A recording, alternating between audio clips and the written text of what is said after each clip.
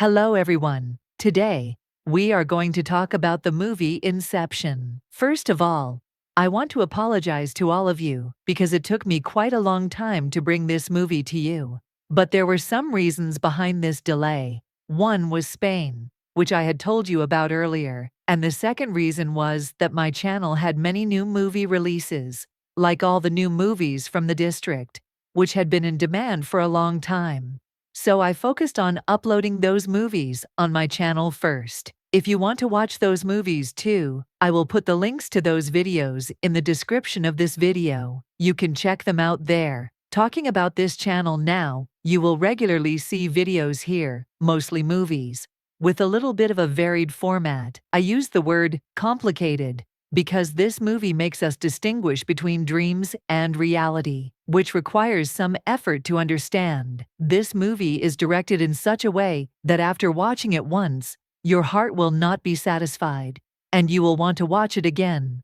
Although you will understand most of it on the first watch, there will be small points that will make you watch this movie again for clarity. Inception is one of my favorite movies, and that is why I decided to make an on-demand explanation of it, because this movie had been requested many times over a long period.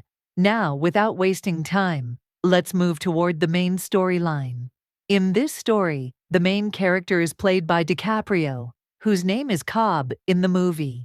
We see him lying by the seaside, and he looks quite old now. Then, some soldiers come to check on him. He meets a man who has been waiting for him for a long time. Basically, this scene is set completely in reality, which I will explain as the story progresses. The soldiers catch Cobb and bring him before the old man. They find two things with him: a gun and a small spinning top. The old man's name is Saito. He tells Cobb that, like him, another person had these two things a long time ago. They both leave together, and from here, the story fully begins as a flashback. Now we see the same place where Cobb was sitting and eating. Here Cobb is young, and alongside him are Arthur and a friend. They are also young. They are trying to extract information, an idea, from Saito's mind. Saito explains that he is a specialist who steals secrets from dreams. Cobb says that if you want to keep your ideas and information safe in this era, you need to train with him. Saito asks why he should trust Cobb, and Cobb says he is the most skilled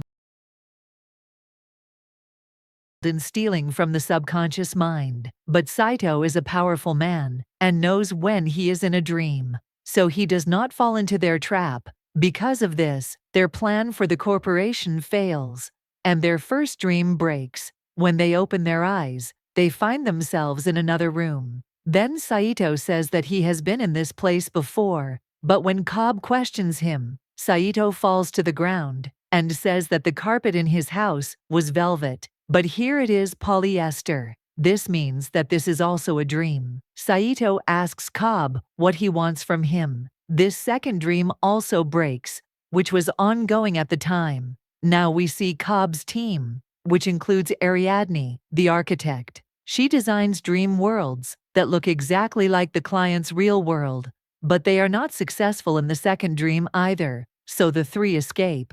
A little later, Cobb tries to enter someone's mind to free them from their subconscious prison. They wanted to enter his mind and free it, but he appeared before them and took next away. Then Cobb asked Saito what he planned to do with Match. Saito said that Match should not concern him anymore, and now he would work for Cobb.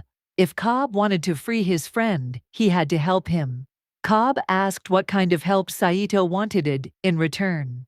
Saito explained that his competition was an old man named Maurice Fisher, who owned a huge power plant. If Maurice succeeded with his plan, he would control half the world. Saito didn't want that to happen and asked Cobb to help him. Maurice had a son named Robert Fisher. Saito wanted Cobb to find a way to break up his father's company from within, to bring it down, and finally build a new power. At first, Cobb refused this job. He said it was very hard to implant a new idea in someone's mind. It's easy to steal ideas, but planting a new one is very difficult. Saito promised he could help Cobb get back to America to meet his children if he succeeded. Here, I want to mention that Cobb was under arrest for the murder of his own wife. That was why he was running away in France and other countries to save his life. But when he heard Saito could help him return to America, he could not refuse the offer. Since Cobb had made a deal for his selfish reasons, he had no architect with him. He needed someone to design the dream world. So, he contacted his father-in-law Miles, a physics professor at a college in Paris. Cobb told Miles about his need for an architect who could help him in his work. Miles introduced him to Ariadne, an architect. They met, and Cobb explained that he needed an architect to build good buildings and maps in the dream world. The better the architecture, the more easily the client would be convinced. But Ariadne had to pass a test first. She had to create a spinning top within 2 minutes. Like one Cobb had to send in 1 minute. Ariadne tried hard and finally passed the test. They kept talking and reached Cobb's office, where Cobb told Ariadne that this world was not real. They were still in a dream. Suddenly, the glass started breaking around them. Here, we realize that in the dream world, we can do anything. This world is created from our subconscious mind. All the architectures we see are made from imagination. Ariadne tried once more and began creating new architectures from her mind. She started making places similar to where she had been before, like her college paths or the way to her house late at night. She merged all those images in her mind to build the dream world.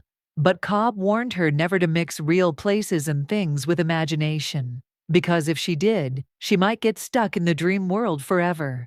Now we see Mal, who was once Cobb's wife. She kills Saito, and as soon as she kills him, his dream breaks.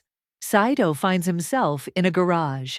Cobb explains that they were still in a dream. The dream world runs 20 times faster than our reality. If 5 minutes pass in real life, many hours pass in the dream. The machine helping them enter dreams was originally built by the military, but now they use it for their own purposes. An important fact is that if you get hurt in a dream, you feel the pain in real life too. If your life ends, the dream where you are now lying will also break. And if everything goes normally, we get a time lock, which shocks us and allows us to return from the dream world to the real world. But if everything doesn't go as planned, we will fall into a coma, stuck in that world forever. Now, to carry out this difficult and risky mission, Cobb needs a big team. He includes a master of disguise, someone skilled at taking the form of others, which is very important. Then Cobb meets Yusuf, an expert herbalist, who is very skilled at making unconsciousness drugs. Once everyone agrees, they start planning carefully, paying attention to every detail of the dream world. They explain that one dream level won't be enough for such a big job, so they must create 3 levels of dreams. Cobb plans that in the real world, a person must stay unconscious for 10 hours, giving them 1 week in the first dream level. If they put the people to sleep again inside that dream, they get 6 months in the second level. If they go further and put the person to sleep again, they will have 10 years in the third level. Their target is Robert Fisher, the son of Maurice Fisher, the competition mentioned earlier. Their plan is to plant an idea in Robert's mind in level 1, so he won't follow his father's footsteps. In the second level, they will plant the idea that he must become better than his father and prove himself. They will convince him that his father's way was wrong, that if he follows his father, he will be ruined. Once all is decided, the whole team prepares for level 1. They enter the subconscious mind of the officer, but when they arrive, they find that Fisher himself knows about the mind theft. Some of Fisher's guards are already there and start shooting at the team. During the shooting, Arthur gets shot. The team suggests killing Arthur now to wake him up in reality. But Cobb refuses, saying the dream juice is very strong. If they kill him now, he will get stuck in the dream world, staying in a coma forever. They decide to move forward to the second dream level, where Arthur's pain will lessen. They put Arthur in a van, and Yusuf drives it. All connect to the machine, and enter the second dream level. Here, Ariadne helps Robert's mind by acting like a guide, so he trusts himself, and it becomes easier. In the dream, they tell him they are here to protect him from mind thieves. Meanwhile, Yusuf drives the van, while in level 1, the guards keep shooting. In the second level, Cobb tells Robert that his father thinks he's not capable, and that he must become strong on his own to reach the peak of power himself.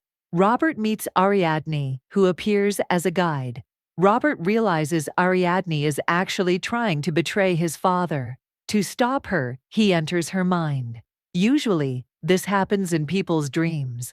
Cobb reassures Fisher that they are moving to the third level, entering Ariadne's mind to uncover why she is after Fisher's fortune. They reach a frozen place with a small house, but very high security. They get a signal that in the third level, they have only 1 hour, which is just a few seconds in the real world. In levels 1 and 2, they are sleeping. But here, they only have 1 hour to finish the job.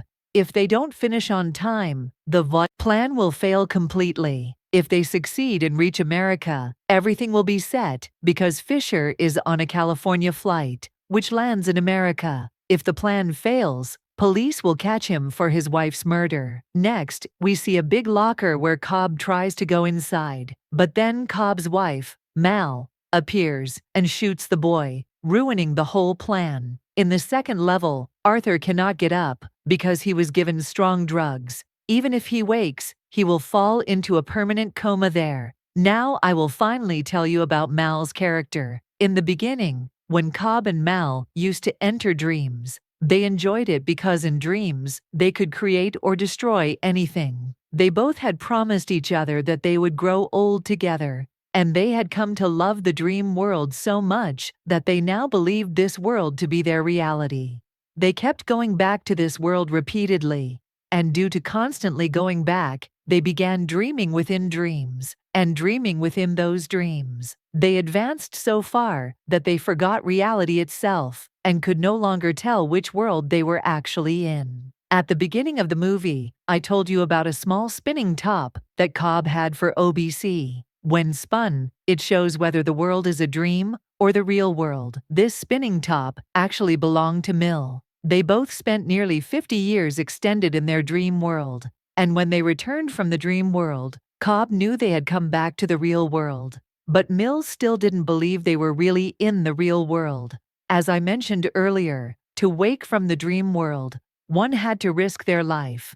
Because of this, Mill repeatedly said that they were not in the real world and needed to wake up. She said she must take her life to reach the real world because it had been a very long time since they had seen their children. According to Cobb, they were in the real world, but Mill still felt trapped in the dream world, where she stayed more. Because of this, she formed only one plan inside herself. She jumped from the roof of a hotel and left a letter behind saying, "My husband wants to kill me." The police then tried to catch her, and in the final moment, Cobb's friend tells her she has one chance to escape. If she leaves the country, the police cannot catch her here, so she should leave as soon as possible. Here comes the twist in the story. Mill, who was actually dead, still lived inside Cobb's memories. Whenever he dreamed, Mill's memories haunted him. She pulled him toward herself, forcing him to take his own life, so that she could remain forever with him in the dream world. Cobb also wanted this. He wanted Mill to always be alive in his dream world, because he had never accepted that Mill's death was not his own fault, but someone else's. This was why he had never forgiven himself. Now, as the dream levels progress, Fisher is already shot and near death. Before that happens, Cobb and the team make another plan to go to the fourth level of the dream and push Fisher off from the top so that Fisher dies there, and Cobb wakes up in the third level. However, this plan is very difficult because Mill will also come to the fourth level and try to ruin their plan. If Cobb's plan fails, Mill will complete her plan and return to the real world. But Mill does not want this. She wants Cobb to remain trapped forever in her dream world with her. The team reaches the fourth dream level, where Mill lives in her old dream house. They know Fisher is not with her now. They push Fisher from above, causing his death in the 4th level. Because of this, he wakes up in the 3rd level and goes to his father, who is old and sick. Fisher apologizes to his father, saying, "Sorry, Papa, please forgive me because I could not become like you." His father tells him, "Son, I was disappointed at times because you couldn't become like me." Finally, Fisher's subconscious accepts this and understands what his father wanted, that he should do something on his own, something based on his own strength. Fisher then decides to build his own new company. At this point, the 3rd level dream begins to break apart, and all the others inside the dream start to leave one by one. However, we see that Cobb is stuck inside the 3rd level dream, because by this time his condition is very bad, and he can't wake up in the 2nd level, so he remains stuck in the 3rd. As you already know well, the plane is about to land in California soon. If Saito had not helped him, the police in California would have arrested Cobb for the murder of his wife. That's why it was very important for Cobb to wake up in the real world with Saito. If you try to find things inside the 4th level of the dream and go down to the 3rd level, Cobb is somewhere lost inside it. But finally, after many years, Cobb finds Saito, and that is the scene shown at the start of the movie, where Saito is stuck inside his 3rd level dream for years. When Cobb explains everything to him, their memories come back, and both take their own lives to wake up in the real world, young again. Here, we see that in reality, they had only about 10 hours, while in the dream world, they had experienced more than 50 years. Then Cobb calls the police and clears the charges against him, and finally reunites with his family, where his 2 lovely children are waiting. People always had confusion about the movie's setting, whether it was all a dream or the real world. I want to tell you that this final landing was completely in the real world. And the proof is the spinning top. Whenever Cobb spins his top in the dream, it keeps spinning endlessly without falling. But this time, when he spins it, it wobbles. That's where the movie ends, telling us that where Cobb is now, it's not a dream but reality. And with that, this story ends. Please let me know how you liked this movie by liking and commenting.